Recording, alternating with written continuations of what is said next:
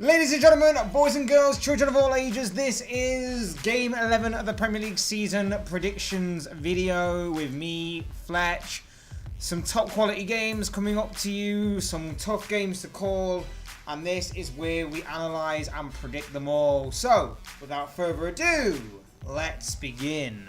We begin with arguably the biggest game of the Premier League this weekend, and it is in the form of Arsenal versus Liverpool. A game that in the past has given football fans a lot of excitement and plenty of goals. Arsenal's 7-game winning run in the Premier League came to an end last Sunday when they drew 2-2 with Crystal Palace, but Unai Emery's men are on a 12-game unbeaten run in general. As for Liverpool, a good week last week with 3 wins in 3 games, and the Reds seem to be going through the gears somewhat. The forward three were all among the goals among some point or another last week, and the Reds kept pace with Manchester City at the top of the table. It's set to be an interesting game ahead. The Gunners will be without Matteo Guendouzi, who was suspended following his red card in midweek's game against Blackpool, but could welcome back both Sead Kolasinac and Nacho Monreal to the left-back position, whilst Hector Bellerin is possibly back following picking up an injury in the Palace game last weekend. But there will be question marks about their overall fitness of all of these men, and this could be an area the Reds exploit. The pace and movement of the likes of Mohamed Salah and Sadio Mane could exploit the fitness levels and lack of discipline at times that the fullbacks of Arsenal possess.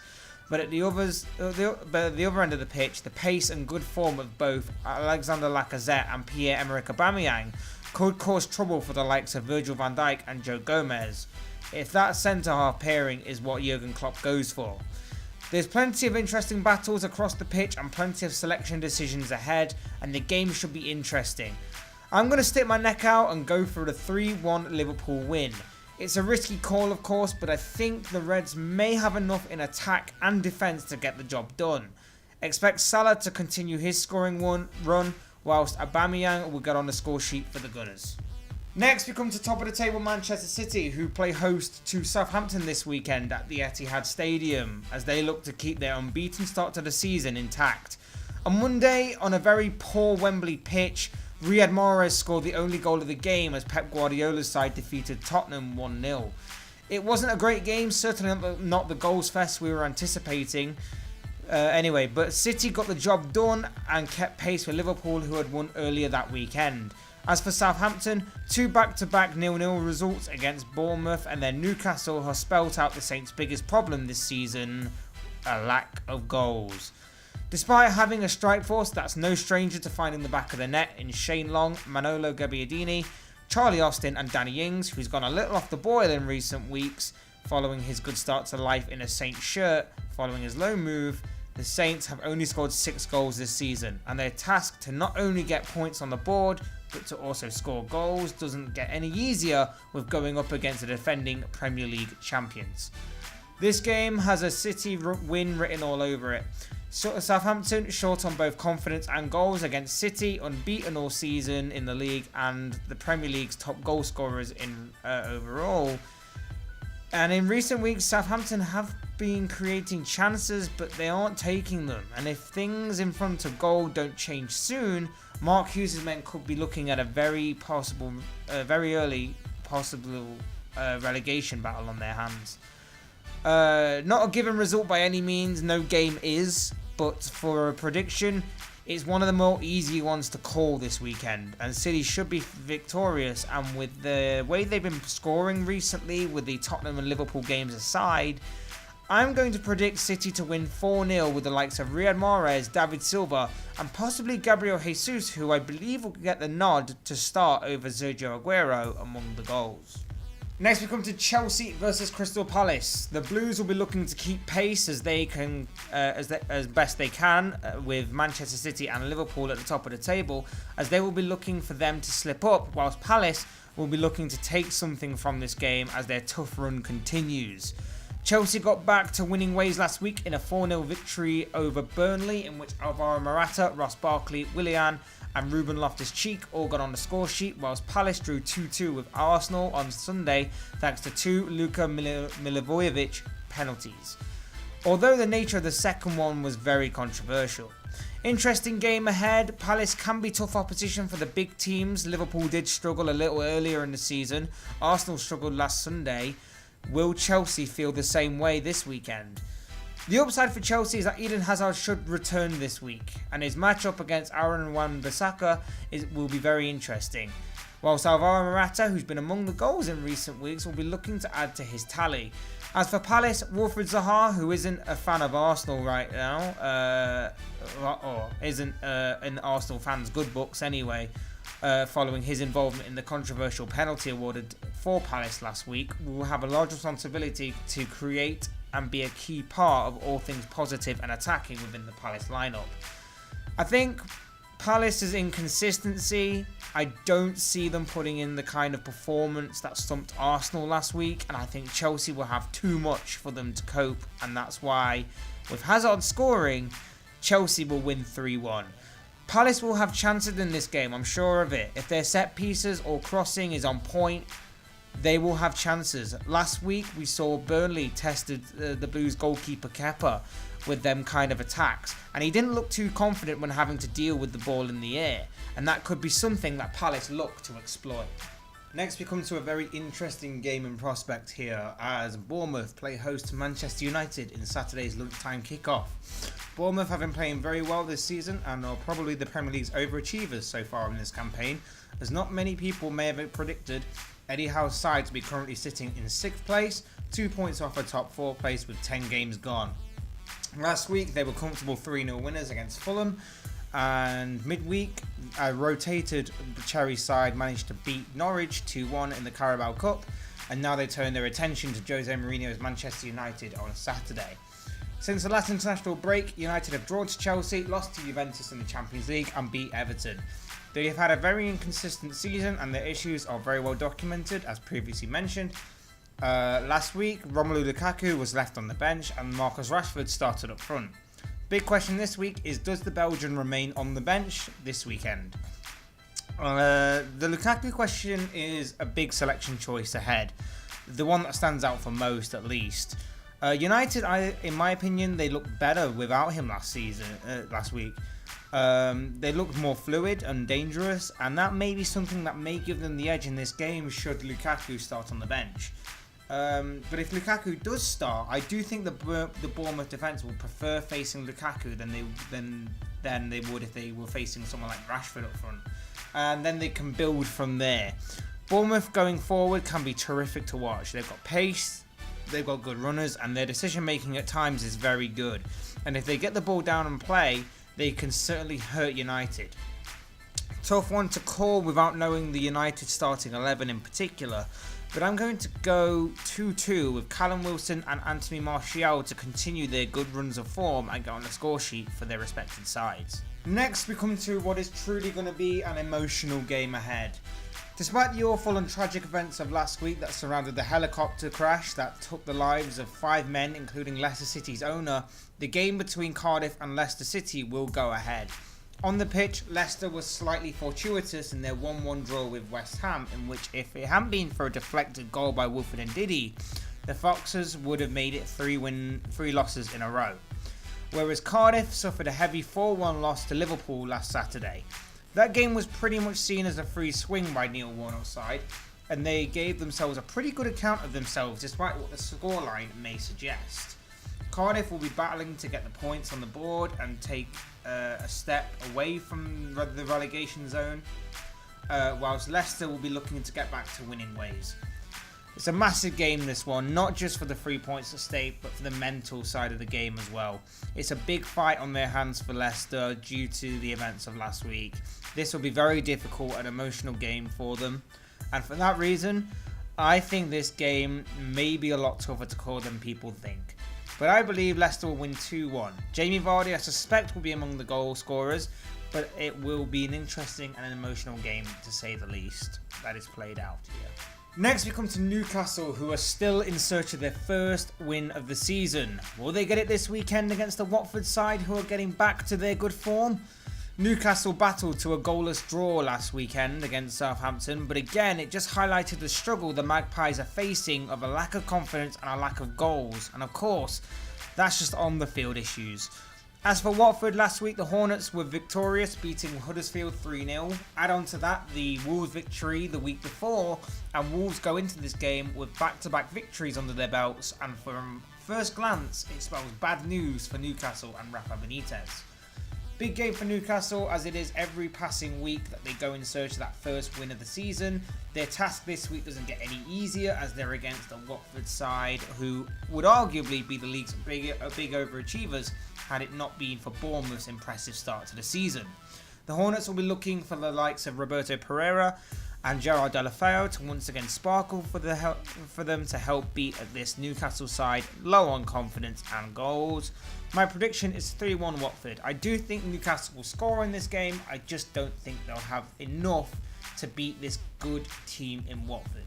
Look out for Pereira to get on the score sheet at least once during the game. Our next game sees Wolves take on Spurs at Molineux as 10th place meets 5th place. Wolves have suffered a heavy reality check over the past couple of weeks. Prior to the international break, things were looking up for the newly promoted side. They seem to have taken to the league very well and were going about their business smartly and professionally. But two back-to-back losses to Watford and then Brighton have brought Wolves back down to earth with a crash. As for Tottenham, they suffered a 1-0 defeat in the mud of Wembley on Monday night, with the state of the pitch being Tottenham's own fault for why it was played in those conditions, but redeemed themselves somewhat a couple of days later with a 3-1 victory over West Ham in the Carabao Cup. Can Wolves return to winning ways and stop this mini rot they're on right now, or can Spurs keep up their pursuit on the top 4 and in doing so redeem themselves a little further from Monday night's loss? It's a big game for both sides. Spurs have top 4 aspirations as a minimum, whilst Wolves will want to stop this mini goal drought and winless streak they're on right now. It may seem a little extreme when I say that, of course, but these things can go quickly. Harry Kane is lacking his usual sharpness this season. Will that show any signs of returning this weekend? Whilst at the other end, Raul Jimenez will be looking to be back among the goals himself. As for a prediction, I think this could very well be a draw. I think Wolves have already shown this season they aren't afraid of the bigger teams of this league and in getting a result by going there. And assuming they've learnt from their last 2 defeats, I think they'll give this Spurs team a real game here, especially considering Spurs haven't been entirely convincing for most parts of this season. A 1-1 draw is what I'm going for.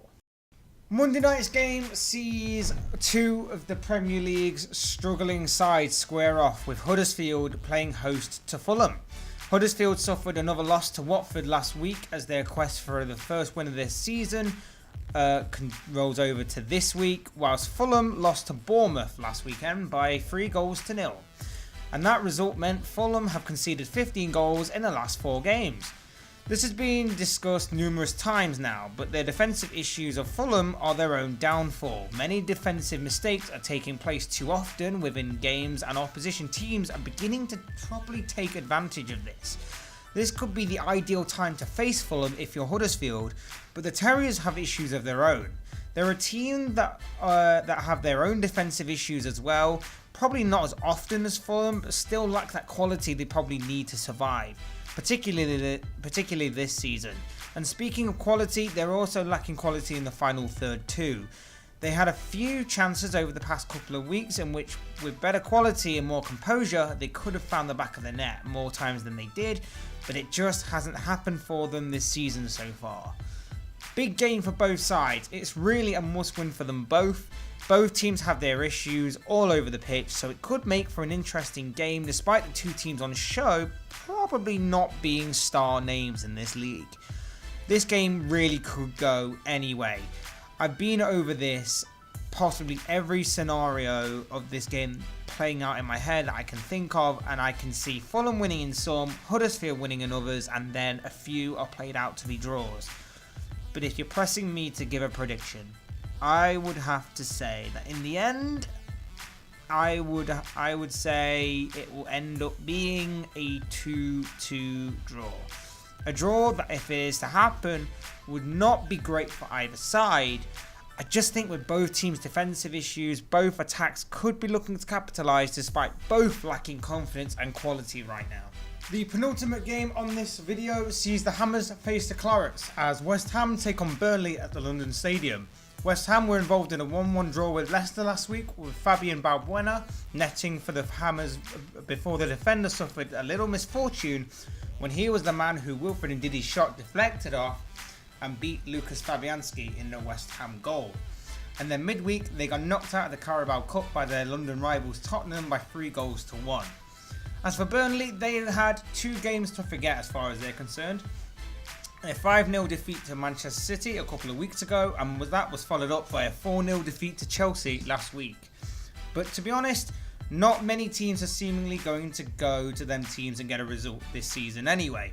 So they can see them as free swings, but they'll be hoping that with a slightly easier task, slightly easier task, shall we say anyway, ahead of them this week, that maybe they can return to winning ways.